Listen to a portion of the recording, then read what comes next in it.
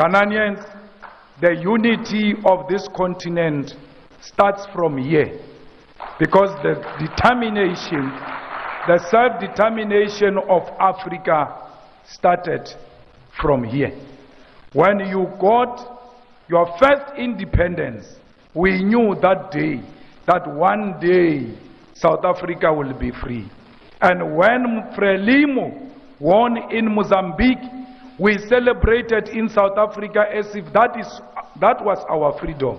But we knew that the freedom of the people of Mozambique means the freedom of South Africa, because that's how we are connected. We celebrate each other's achievement. It started here in Ghana, it ended in South Africa.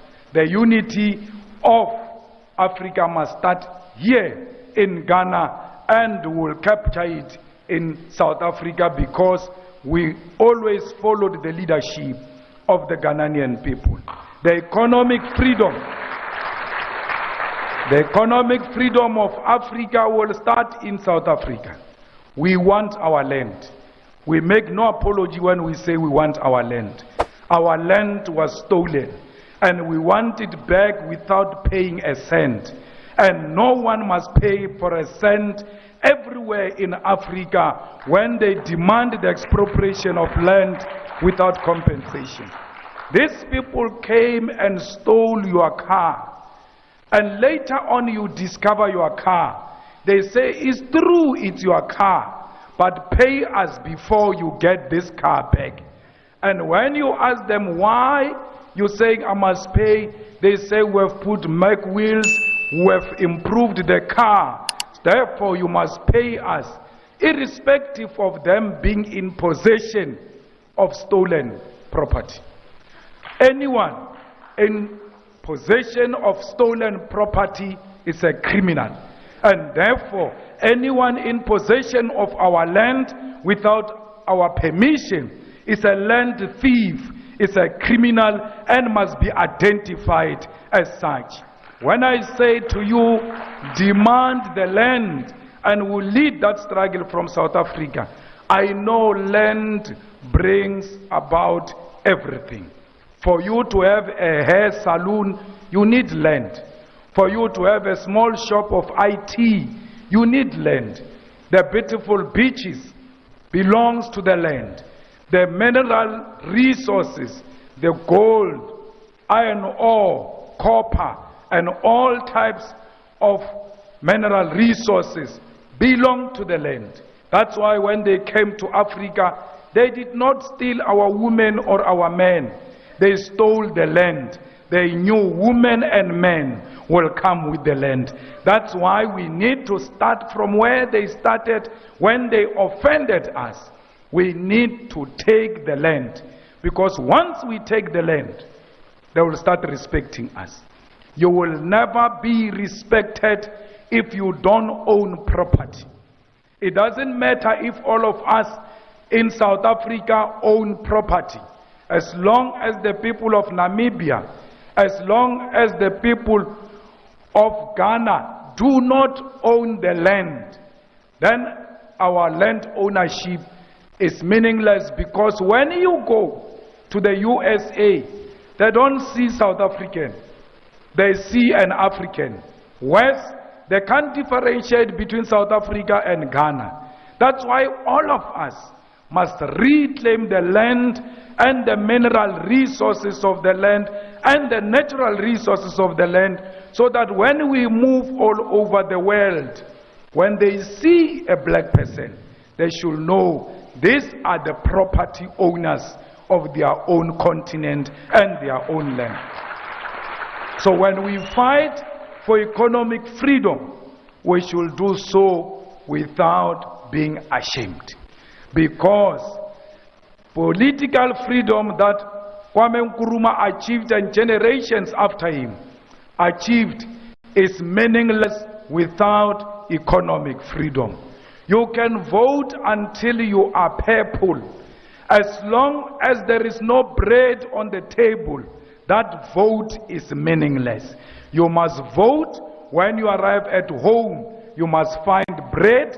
you must find free education, you must find quality public health, you must find reliable electricity and not what we experienced earlier on. We must make sure that we own everything that belongs to us. So Africans, I don't care how many we are, we must believe in ourselves. At least be an individually liberated African who is not scared of colonizers, who is not scared of white people, who doesn't worship the establishment, who calls a spade a spade. That is the only way Africa will be respected. This continent is one. They might think they divided it. I can guarantee you now, like we saw when Ghana got liberated in South Africa, we said one day it will happen. It came many years after, but eventually it came. The unity of this continent is going to come. And when we call on each other to come into each other's countries, we must embrace that with ease. Me being here in Ghana, I don't feel like I'm in a different country. Because in this world, there is nothing different I'm not used to in South Africa. When I look at left or right, I see my brothers and sisters. When I walk outside and drive all over, I see the poverty of Africa that I see at home. So why would I claim I'm in a different home? Because conditions are the same. So when I'm here, I'm at home. When you are in South Africa, feel at home. South Africans are not xenophobic. South Africans are peace-loving people, and I extend my invitation to all of you to come and study in South Africa, to come and work in South Africa, to come and take your holidays in South Africa, because it is your home too. The same way you welcomed us here, we'll welcome you in South Africa. Thank you very much.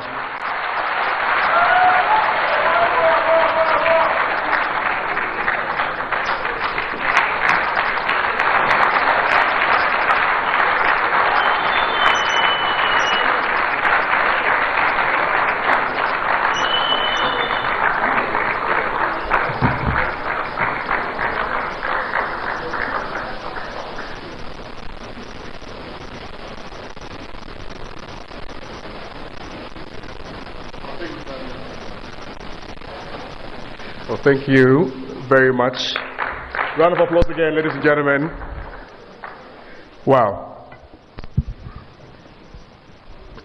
I'm sure we are all waiting to ask a few questions. Yeah.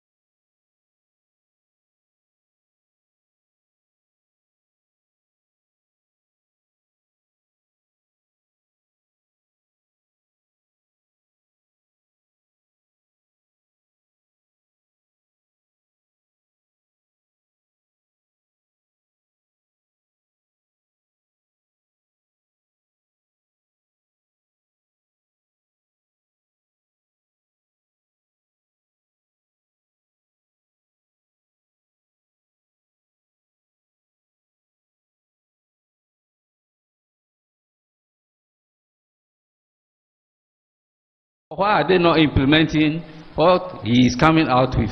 And in fact, as he is in Ghana today, I'm very happy to see him here. And I want, or we want, all our Africans to emulate whatever he is saying to implement. Well, thank you very much, sir. We don't have time. Thank you.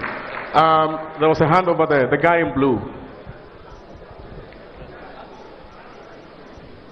Yes. And then one will come from here, one will come from here. Brief. Thank you very much. I've always dreamed to get the opportunity. Let's go straight to the questions, please. I am about to ask the question. So ask. Yeah. Thank you very much. My question is, in South Africa, I have been monitoring Honorable Julius Malema for about 10 years now.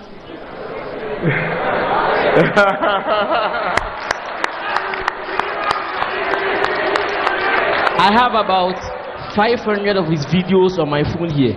Wow. I post his videos on various days. My friends actually call me Julius Malema. My question is, there is this guy in South Africa called Inalalax who is spearheading an operation called Operation Dudula. I want to ask my president in waiting that how is he going to push this guy out from South Africa to make sure that the blacks in South Africa enjoy as the way they will enjoy in their country. Thank you very much. Junior Malema, round of applause. Yes, you. Mkweli. Yes, sir. I saw this hand first, the one standing over here. Sorry. And then the chief at the back.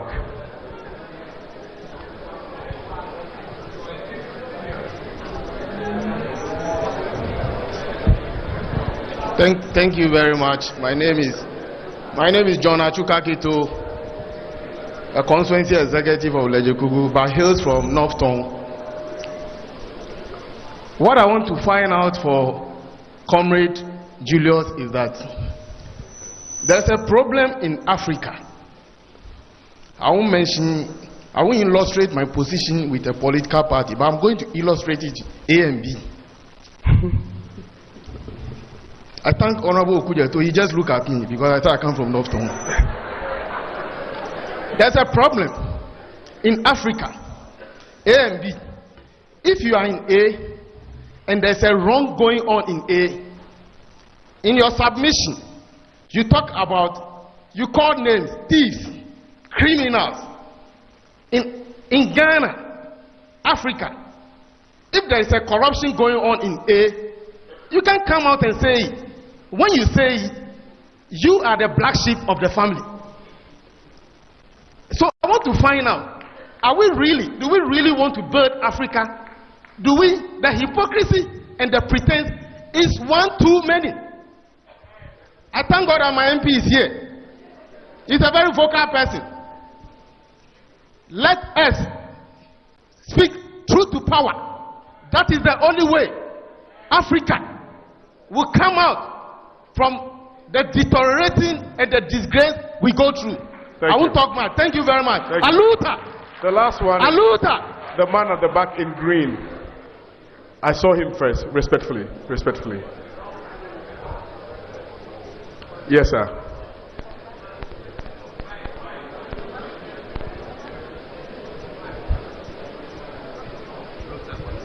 Thank you very much. I am Isaac Ofwegedimatu from Tema, Nkrumah's Tema. I have a similar platform. So we give by this way: Nkrumah, Gave, and Rastafari Makonem. So when I say Nkrumah I, you repeat after me. When I say Gave I, repeat after me. Sir. Hello. For want of time, ask your question. It's all about pan-Africanism. We know Nkrumah we know. Okay, respectfully. Okay. Thank you very much, Mr. Malema. Thanks for coming here. We'll be monitoring you for South Africa. Thank you very much. But we are all here. I appreciate you. there's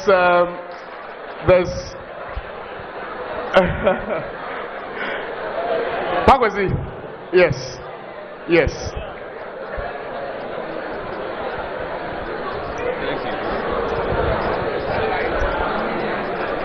Thank you very much, Mr. Please, let's be silent, respectfully. Thank you. Thank you very much, Honorable. Yes, and then I again thank the organizers of this event.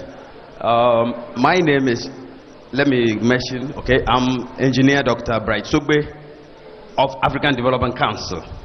My concern here is that the continent have been seen as the producers of raw materials, and they want it to remain safe without any change. One individual groups, many groups arise on the continent seeking the same song. Honorable Malema, Is there a way we can get all this group together, singing the same songs at higher pitch and tone in order to achieve our results? Well, thank you very much. That will be all for the questions. If our Honorable Malema, please, calm. Let's proceed. Okay, let him answer. Thereafter, if there's time, we will take a few more questions. So, Comrade Malema, if you may respond to, yes, you can just stand here and respond to them.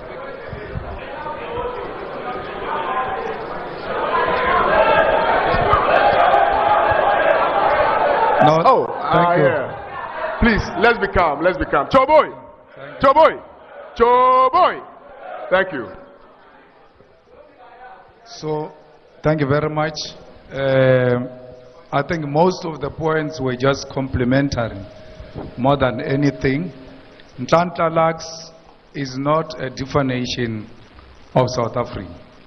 He wanted to use xenophobia for his rise to fame. Even Tutula movement did not belong to him. He went to hijack it for his own selfish interest, and we have reduced him to an insignificant molecule, and therefore no one can rise in Africa on the ticket of xenophobia.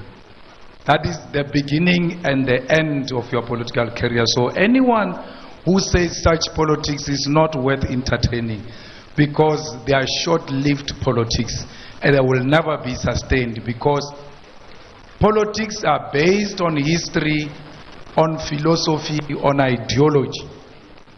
Who of the ideological icons that are celebrated internationally and politically, progressively, was arisen into power on the basis of xenophobia?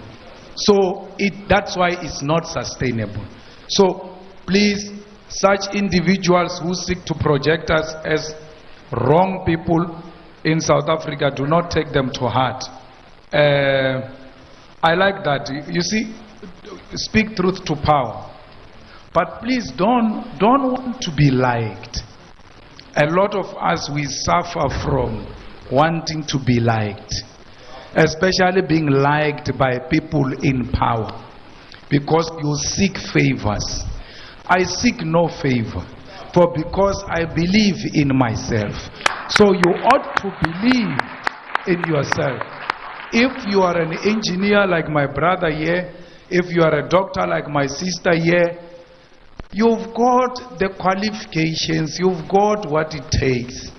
You're not going to be scared of some illiterate because it comes from the bush and they say he's a soldier, a non-thinker, and you are scared that when I oppose this person, he will point a gun at me. You must tell him that put it here and shoot me and make sure I die, because I'm not scared of death. I'm scared to die before I die, because the day you stop telling the truth and you are pretending and you seek to be liked, you are dead. You are equal as a dead person, because you are not enjoying anything. So when I live here, I'm not worried there's someone who's going to call and say, those things you spoke about them there, pay me the money I borrowed you. I don't owe anyone anything, nothing. I don't seek favors from a white man, from colonialists, from anyone. So my brother, don't be scared. Don't try to really impress, because you are impressing corruption. You are not impressing that person. You want to be liked by corruption. So you can't seek love from corruption. Corruption is the destroyer of future, and must be fought here in Ghana, and it must be fought in South Africa, and it must be fought all over Africa. So please, let's not be scared to confront the powers that be. You know, these people, when they came to enslave our people here, they were not coming to enslave people. They came to steal the minerals. They were not coming for us. Then they ended up fetching us as well to join the minerals. We were first like minerals. We were traded like minerals. When you think of undermining the democratic achievements that we've made, think of those people who were enslaved, put in boats, in their numbers chained, taken outside of our beautiful continent by force. And they could not chain you as an individual. They have to chain you 10 by 10. When the sea goes crazy and the boat can't stand the wind, they're thinking maybe it's overweight. In the middle of the sea, they take 10 of you, they push you out of the boat so that the boat can sail with the remaining slaves. When the boat continues to carry our people out of the continent, 10 of them pushed out, 20 of them pushed out, both their hands and feet chained. There is nothing so painful to die without a fight. That even when you know this shark is going to kill me, let me try, maybe I will be Moses and hold the mouth, and that time the shark is attacking you, you die with dignity because you have put some sense of fight. But our people did not have that dignity. They died chained. And we are not here to impress anyone who wants to undermine the legacy and the struggles of those people who died chained. We are not about these people who exist now. We are about President Rawlings. We are about Kwame Nkrumah. We are about all those who came before us. These ones that are still with us will be reminded of what we come from. Because they must never think they made us. They were made by those chained slaves. Every time you want to do wrong, every time you want to undermine the struggle and the unity of Africa, remember our people died chained. They could not put up a fight. We are fighting on their behalf and will never retreat until their dignity is restored.